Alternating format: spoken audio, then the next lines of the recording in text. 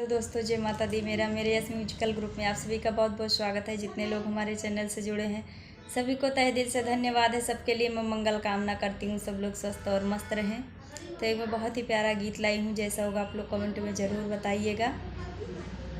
पढ़ के इंटरी स्कूलवा ससुरे हम न जाबे हो, पढ़ के इंटरी स्कूलवा ससुरे हम न जाबे हो, ससुरे हम न जाबे हो, ससुरे हम न जाबे राम। पढ़ के इंटरी स्कूलवा ससुरे हम न जाबे राम।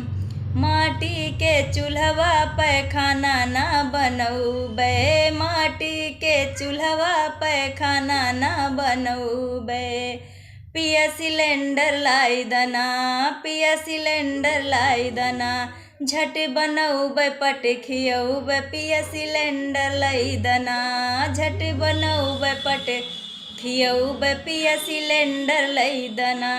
पढ़ के इंटरी स्कूलवा ससुरे हम न जावना, कच्ची जगतिया पे पानी न भरबे, कच्ची जगतिया पे पानी न भरबे।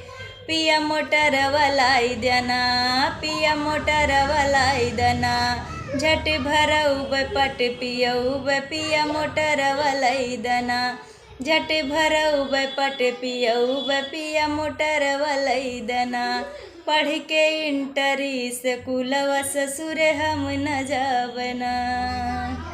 टूटही खटियावा पैसे जिया न सुतबे, टूटही खटियावा पैसे जिया न सुतबे। पिया पलंगिया लई दना, पिया पलंगिया लई दना, झट सोऊबे पट जगऊबे। पिया पलंगिया लई दना, झट सोऊबे पट जगऊबे। पिया पलंगिया लई दना। पढ़ के इंटरी स्कूलवा ससुरे हम न जावना, पढ़ के इंटरी स्कूलवा ससुरे हम न जावना।